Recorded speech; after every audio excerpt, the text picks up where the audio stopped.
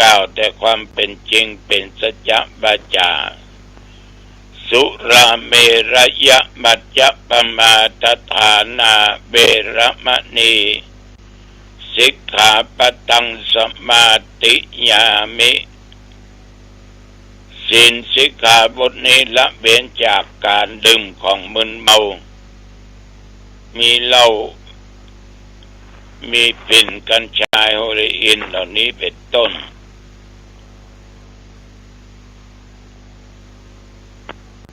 อิมานิปัญจสิกขาปตานิสีเลนะสุขติยันติสีเลนะโภคสัมปทาสีเลนะนิพุติยันติตัสสมาสีลังวิโสทะเยคนเราจำถึงสุขได้ก็เพราะศีลจะมีโภคทรัพย์สมบัติได้ก็เพราะศีลจะถึงเมืองนิพพานได้ก็เพราะศีลฉะนั้นใจสติสัมปชัญญะสำรวจดูศีลว่าบริสุทธิ์หรือไม่ขาดตกบกพร่องข้อใดแล้วก็แก้ไขในข้อนั้น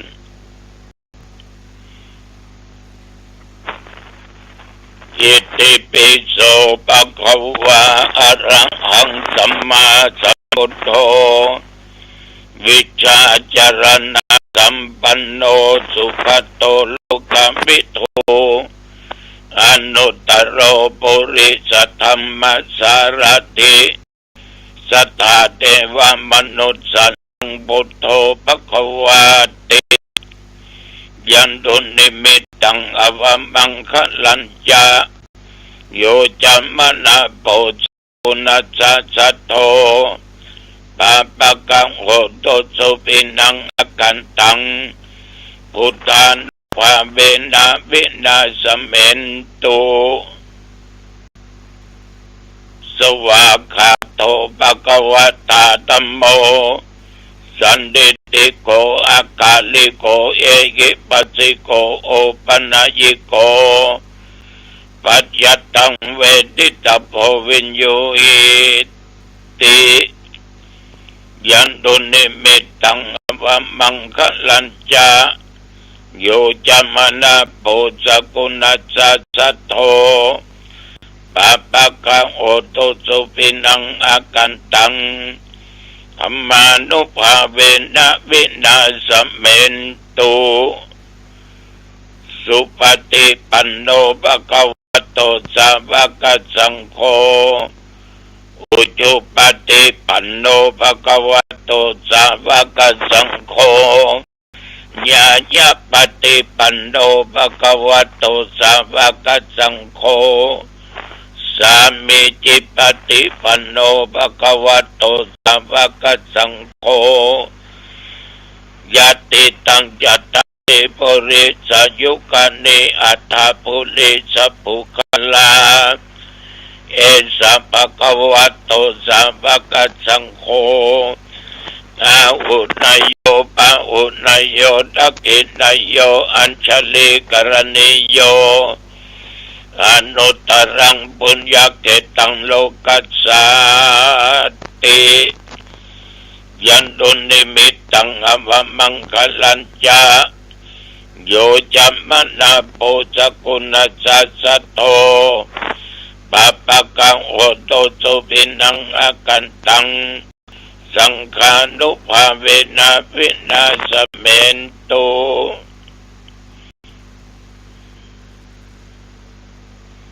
เอวัมเมสุตังเอกังสัมมายังปังกวาหาลานาสิยังเอสิปัตเนวิงาลติเอสิปัตเนมิกาเยมิกาเยทัลลาโคปะคะวาปัญญาวัคเกเยปิขุอามันเตสิตาเวเมปิกาเวอันตาปะปัจเจเตนะนาเสวิตาปะโยจายังกาเมสุกามาสุขันลิกานุโย โคอิโนคัมโมปุตโตชะนิโกอานาลิโยอนัตตาสันนิโตโยจะยังอัตตะกิลมัฏฐานุโยโคตุโคอานาลิโยอนัตตาสันนิโตเอเตเตปิกเวอุโภอันเตอนุปกัมปะมัจจิมาปฏิปตาตถาคเตนะอภิสัมพุทธจักขุกัลลเนยนะกัลลเนอุปสัมมาญาอภิญญายาสัมโพธายานิพพานายาสังวัตตันติกัตตมัจจสาภิกขเวมัจจิมาปฏิปตาตถาคเตนะอภิสัมพุทธจักขุกัลลเนยานะกัลลเนอุปสัมมาญาอภิญญายาสัมโพธายานิพพานายาสังวัตติอะยะเมวะอะลิโยอะตังกิโกมะโคสยะติตังสัมมาทิฏฐิสัมมาสังกัปโปสัมมาวาจาสัมมากัมมันโตสัมมาอาชีวะสัมมาสติสัมมาสมาธิอะยังคุสัพพิกเวมัจฉิมาปฏิปทาตถาคเตนะอภิสัมพุทธจักขุกัลลเนยนะกัลลเนอุปสัมปัญญาอภิญญายาสัมโพธายานิพพานายาสังวัตติอิตังโกปันนาปิกเวทุกขังอริยสัจจังชาติปิทุกขชลาปิทุกขามรณัมปิทุกขังโสกปันติเตวะทุกขโทมานัสสุปัญญาสัมปิทุกขอภิเยหิสัมปัญโยโกตุโกปิเยหิวิปัสโยโกตุโกยัมปิจังนัลลปติตัมปิทุกขังสังกิเตนะปัญจุปาทานะขันธาทุกขเอตังโคปันนาภิกขเวทุกขสมุทัยโยอริยสัจจังยายังตัณหา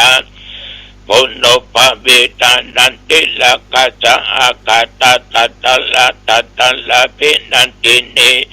สยติตังกามตัณหาภวะตัณหาวิภวะตัณหาเอตังโคปันนาภิกขเวทุกขนิโรโธอริยสัจจังโยตัสสะเยวะตัณหายาอเสสะวิลกานิโรโธ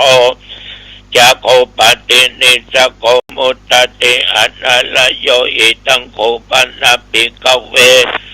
ทุกขนิโรธกามินิปฏิปตาอริยสัจจังอะยะเมวะอริโยอะตังกิโก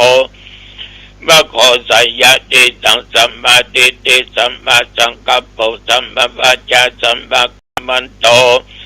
สัมมาอาชีวะสัมมาวายามโมสัมมาสติสัมมาสมาธิอิตังทุกขังอริยสัจจันติเมภิกขเวปุเปอะนะโนโสเตสุธัมเมสุจักขุงอุตตปาติยานังอุตตปาติปัญญาอุตตปาติปัญญาอุตตปาติวิชชาอุตตปาติอโลโกอุตตปาติตังโคปันติตังทุกขังอริยสัจจังปริญญายันติเมภิกขเวปุเปอะนะโนสุเตสุธัมเมสุจักขุงอุตตปาติยานังอุตตปาติปัญญาอุตตปาติวิชชาอุตตปาติอโลโกอุตตปาติตังโคปันติตังทุกขังอริยสัจจังปริญญาตันติเมภิกขเวปุเปอะนะโนสุเตสุธัมเมสุจักขุงอุตตปาติยานังอุตตปาติวิชชาอุตตปาติอโลโกอุตตปาติตังโคทุกขสมุทัยโยอริยสัจจันติเมภิกขเวปุเปอะนะโนสุเตสุธัมเมสุจักขุงอุตตปาติยานังอุตตปาติปัญญาอุตตปาติวิชชา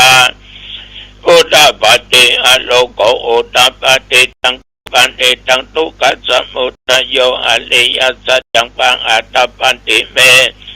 ภิกขเวปุเพอนันโนสุเตสุธัมเมสุจักขุงอุตตปฏิญาณังอุตตปฏิปัญญาอุตตปฏิวิชาอุตตปฏิอโลโกอุตตปฏิตังโคปันติตังทุกขสัมมุทโยอริยสัจจังปะหินัตตันติเปภิกขเวปุเพอนันโนสุเตสุธัมเมสุจักขุงอุตตปฏิญาณังอุตตปฏิปัญญาอุตตปฏิวิชาอุตตปฏิอโลโกอุตตปฏิอิตังทุกขนิโรธอริยสัจจันติเมภิกขเวปุเพอนันโนสุเตสุธัมเมสุจักขุงอุตตปฏิญาณังอุตตปฏิปัญญาอุตตปฏิวิชาอุตตปฏิอโลโกอุตตปฏิตังโคปันติตังทุกขนิโรธอริยสัจสันสจิกัตตปันติเมภิกขเวปุเพอนันโนสุเตสุธัมเมสุจักขุงอุตตปฏิญาณังอุตตปฏิปัญญาอุตตปฏิวิชาอุตตปฏิอโลโกอุตตปฏิตังโคปันติตังทุกขนิโรธอริยสัจสันสจิกัตตันติเมภิกขเวปุเพอนันโนสุเตสุธัมเมสุจักขุงอุตตปฏิญาณังอุตตปฏิปัญญาอุตตปฏิวิชาอุตตปฏิอโลโกอุตตปฏิตังทุกขนิโรธคามินิปฏิปตาอริยสัจจันติเมภิกขเวปุเพอนันโนสุเตสุธัมเมสุจักขุงอุตตปฏิญาณังอุตตปฏิปัญญาอุตตปฏิวิชาอุตตปฏิอโลโกอุตตปฏิตังโคปันติตังทุกขนิโรธคามินิปฏิปทาอริยสัจจังเวทปันติเมภิกขเวปุเพอนันโนสุเตสุธัมเมสุจักขุงอุตตปฏิญาณังอุตตปฏิปัญญาอุตตปฏิวิชาอุตตปฏิอโลโกอุตตปฏิตังโคปันติตังทุกขนิโรธคามินิปฏิปทาอริยสัจจังภาวิตันติเมภิกขเวปุเพอนันโนสุเตสุธัมเมสุจักขุงอุตตปฏิญาณังอุตตปฏิปัญญาอุตตปฏิวิชาอุตตปฏิอโลโกอุตตปฏิยาวะเกมัจจเมภิกขเวหิเมสุจตุสุอริยสัจเจสุเอวันติปริวัตตังทวาตสักขังยะตาพุทธังยานัตสันตังนาวิสุตังอโหสิเนวัตตะอังภิกขเวสัตเตปะเกโลเกเกสัพพมะเกสัสสะมานะปัมปะนิยปัจจยะสัตเทวมนุสยะอนุตตลังสัมมาสัมพุทธิงอภิสัมพุทโธปัจจยสิงยะโตจักโกเมภิกขเวอิเมสุจตุสุอริยสัจเจสุเอวันติปริวัตตังทวาตัสสะกะลังยะถาพุทธังยานัตตัสสะนังสุวิสุตังอโหสิอัตถังอัมภิกขเวสัตเทวะเกโลเกสัมละเกสัพพมะเกสัสสะมานะปัมปะนิยปัจจยะสัตเทวมนุสยะอนุตตลังสัมมาสัมพุทธิงอภิสัมพุทโธปัจจยสิงญาณปานะเมตตัสสะนังอุตตปฏิอกุปาเมวิมุตติอายะมัติมาจเตนะติตันนิปุณณปะโพติอิมาโพจาปะกวะอัตตมานะปัญจวัคคียภิกขุปะกวะโตปัสสิตังอภินันทงอิมาสมิงจะปานะปะยะกัลลานะสมิงปัญญมาเนอายะสัมมาโตโกณัญญานัญญาสาวิลาจังวิลามาตังสัมปะจักขุงอุตตปฏิยังกินจิสมุทัยะธัมมังสัพพะจังนิโรธมันติปวัตติเตจะปะกวะตาธัมมะเตปุมาเทวะสัตตัมปนุสเวสงเอตัมปะกวะปาลานาสิยังอิสิปะตะเนมิกตะเยอนุตตลังธัมมะจักขังปวัตติตังอปฏิวัติยังสัมมาเนนะปะปะมะเนปะปะเทเวนะปะมะเลนะวะพะมุนาวะเกนะจิวะโลกัสสัมมินเตอุมมานังเดวานังสัตตังสุตตะจัตตุมังอาลาจิกาเดวะสัตวะมนุสสะเวสุญญตุมังอาลาจิกานังเดวานังสัตตังสุตตะตาวะติงสาเทวะสัทธมนุสสะเวสุงตาวะติงสานังเทวานัง สัตตังสุตตยามบาเทวะสัตตมนุสาเวสุงยามานังเทวานังสัตตังสุตตวตุสิตาเทวะสัตตมนุสาเวสุงตุสิตานังเทวานังสัตตังสุตตวนิมมานะลาเตเทวะสัตตมนุสาเวสุงนิมมานะลาเตนังเทวานังสัตตังสุตตวลานิมิตาวัสวัตติเทวะสัตตมนุสาเวสุงปาลานิมิตาสัพวัตตินังเทวานังสัตตังสุตตวภมกายิเทวะสัตตมนุสาเวสุงเอตัมปะภวะปาลานะสิยังเอสิปัตตะเนปัตตะเยอนุตตลังธรรมจักขปวัตติยังอปัตติปัตติยังสัมมาเนนะปะปัมมาเนนะวะเอเวนะวะมาเลนะวะปัมนะวะเกนะจิวะโลกัสสัมเมนติอิตินะเตนะคาเตนะมะโอเตนะยะวะพัมมะโลกัสสัตโตอะปุกะจิอายัญญตัสสะสังอัสสิโลกัสสัตโตสังกัมปิสัพพะกัมปิสัพพะเวติอัปปะมโนจะโอระโลโอปัสโสโลเกปัจจุระโอเสอติกัมเมวะเทวานังเทวานุภาวังอัตตะโกภะคะวะอิทานังอุทาเนสิอัญญาสิวัตตะคนตัญโยอัญญาสิวัตตะโภคัญโยติ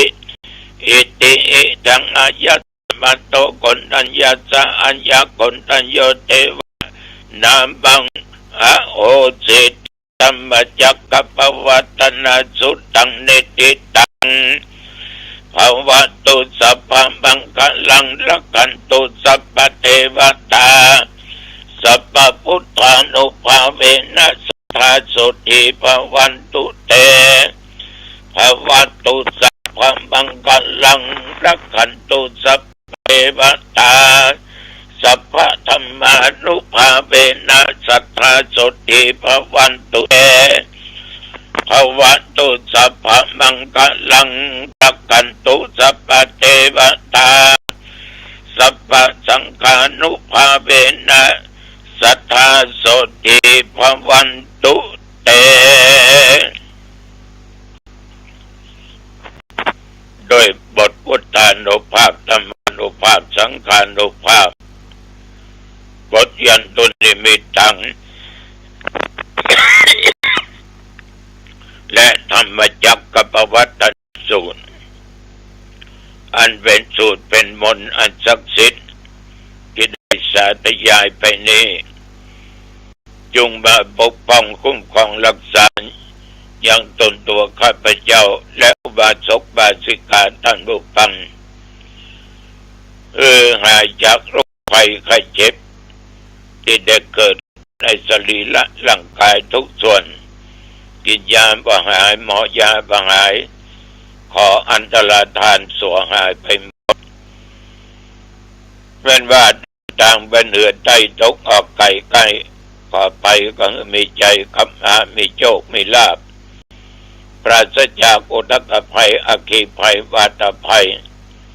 อุบัติภัยโลกาภัยได้มากรรมกายขอผู้ข้าทั้งหลายมีความสุขกายสบายใจจำเริญด้วยสติปัญญาจำเริญไปด้วยอายุวันนะสุขะบละเหมือนกันทุกท่านทุกคนได้เทิน